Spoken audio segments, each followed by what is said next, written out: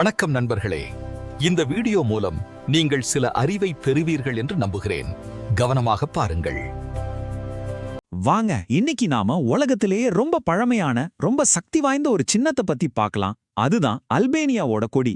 இது சும்மா ஒரு துணி இல்ல, இதுக்கு பின்னாடி ஒரு பெரிய கதை இருக்கு.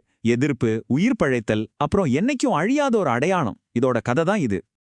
இப்போ நம்ம வீட்ல பாட்டி தாத்தா காலத்துல இருந்த ஒரு பழைய பொருள் இருக்கும் இல்லையா, அதை பார்க்கும்போது ஒரு ஃபீல் வரும்ல, இது நம்ம பரம்பரையோடது அப்படின்னு. அது நம்ம வேர்களோட கனெக்ட் பண்ணும். அல்பேனியா கூடயும் கிட்டத்தட்ட அப்படிதான். ஆனா இது ஒரு குடும்பத்துக்கு இல்ல, ஒரு முழு தேசத்துக்கே சொந்தமான ஒரு பொக்கிஷம். அப்போ எப்படி ஒரு சின்ன மட்டும் பல நூறு வருஷங்களா யுத்தங்களையும் மாற்றங்களையும் தாண்டி ஒரு தேசத்தோட அடையாளமா இன்னைக்கும் நிக்குது? இதுதான் நாம இன்னைக்கு பார்க்க போற பெரிய கேள்வி. வாங்க இந்த பயணத்தை ஆரம்பிக்கலாம். சரி, இந்த கழுகோட கதை எங்கிருந்து ஆரம்பிக்குது? இது தெரிஞ்சுக்க நாம ஆயிரக்கணக்கான வருஷங்கள் பின்னாடி போகணும். உண்மையா சொல்லணும்னா இதோட தோற்றத்தை பத்தி 2 சுவாரஸ்யமான தியரிஸ் இருக்கு.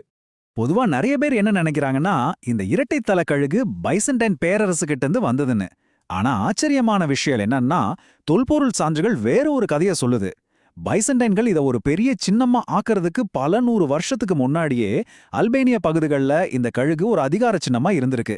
சோ இது அவங்க யார்கிட்ட இருந்து கடன் வாங்கின சின்னம் இல்ல, இது அவங்களோட சொந்த மரபு.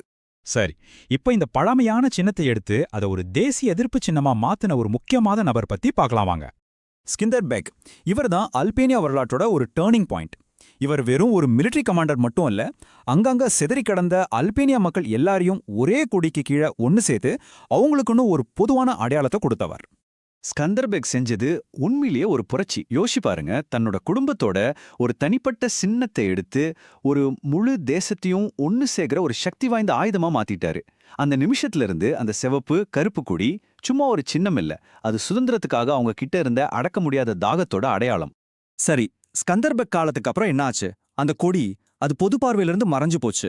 ஆனா அதுக்காக அது அழிஞ்சு போகல. மக்களின் மனசுலயும் அவங்களோட கலாச்சாரத்திலையும் அது ரகசியமா வாழ்ந்துகிட்டே இருந்துச்சு.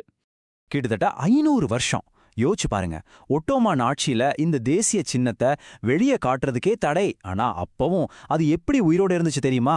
நாட்டுப்புற பாடல்கள்ல, பெண்கள் செய்யற கைவேலைப்பாடுகள்ல, குடும்ப கதைகள்ல இப்படி ரகசியமா பாதுகாக்கப்பட்டு அடுத்தடுத்த தலைமுறைக்கே அதை கடத்திக்கிட்டே இருந்தாங்க. அப்புறம் ஒரு வருஷம் வந்துச்சு. அந்த வருஷம் எல்லாத்தையும் மாத்துச்சு. கிட்டத்தட்ட 500 வருஷ அடக்குமுறைக்கு அப்புறம் அல்பேனியா சுதந்திரம் வாங்கினாங்க.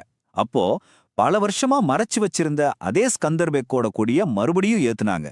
அது நிஜமாவே ஒரு வரலாற்று சிறப்புமிக்க தருணம். ஒளிச்சு வைக்கப்பட்ட ஒரு சின்னம் மறுபடியும் அந்த தேசத்தோட ஆன்மாவா மாறிச்சு. ஆனா கதை இதோட முடியல. 20ஆம் நூற்றாண்டு ஒரு கொந்தளிப்பான காலம். அப்ப வந்த அலகலக ஆட்சிகள் தங்களோட கொள்கைகளை இந்த கொடி மேல திணிக்க முயற்சி பண்ணாங்க.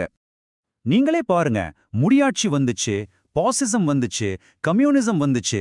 ஒவ்வொருத்தரும் அவங்கவங்க சின்னத்தை அதுல சேர்த்தாங்க. ஆனா இது எல்லாமே கொஞ்ச காலம்தான். அந்த கொடியோட மையத்துல இருந்த அந்த இரட்டைத்தல கழுகு மட்டும் எப்பவும் மாறாம அப்படியே அசைக்க முடியாததா இருந்துச்சு. இப்படி ஒரு பெரிய கொந்தளிப்பான பயணத்துக்கு பிறகு இன்னைக்கு இருக்கிற கொடிக்கு என்ன அர்த்தம், அதோட முக்கியத்துவம் என்னன்னு இப்ப பார்க்கலாம். இந்த கொடியோட அர்த்தம் ரொம்ப சிம்பிள், ஆனா ரொம்ப பவர்ஃபுல். அந்த சிவப்பு நிறம் சுதந்திரத்துக்காக சிந்தப்பட்ட ரத்தத்தையும் தியாகத்தையும் குறிக்குது. அந்த கருப்பு கழுகு அசைக்க முடியாத வலிமையையும், அதோட 2 தலைகளும் கிழக்கு மேற்குன்னு 2 பக்கமும் கவனமா இருக்கிறதையும், அதாவது தேசத்தை எப்பவும் பாதுகாக்கிறதையும் குறிக்குது. அப்போ எல்லா சித்தாந்தங்களோட சுமைகளையும் தூக்கி எரிஞ்சிட்டு இந்த கொடி இன்னைக்கு அதோட உண்மையான வரலாற்று வேர்களுக்கு திரும்ப வந்திருக்கு. இது ஒரு சின்னத்தோட வெற்றிகரமான கம்பேக்னு சொல்லலாம். ஒரு கழுது, 2 தலைகள், நூத்துக்கணக்கான வருஷ எதிர்ப்பு. இதுதான் அல்பேனியா கொடியோட கதை. பேரரசுகளையே எதிர்த்து நின்ன பல சித்தாந்தங்களை தாண்டி வந்த ஒரு தேசத்தோட உடையாத ஆன்மாவின் சின்னம் இது. பாத்தீங்களா, இது வெறும் ஒரு கொடியோட கதை மட்டும் இல்ல, இது நம்மளோட வேர்கள், நம்ம போராட்டங்கள், நம்ம அடையாளம் எல்லாத்தையும் பத்தினது. அப்போ உங்க அடையாளத்தை, உங்க கதையை சொல்ற மாதிரி ஒரு சின்னம் எதுன்னு நீங்க போச்சு யோசிச்சிருக்கீங்களா? Thanks for watching today's video. Remember, progress comes from showing up daily. See you in the next interesting video. Don't forget to like and subscribe.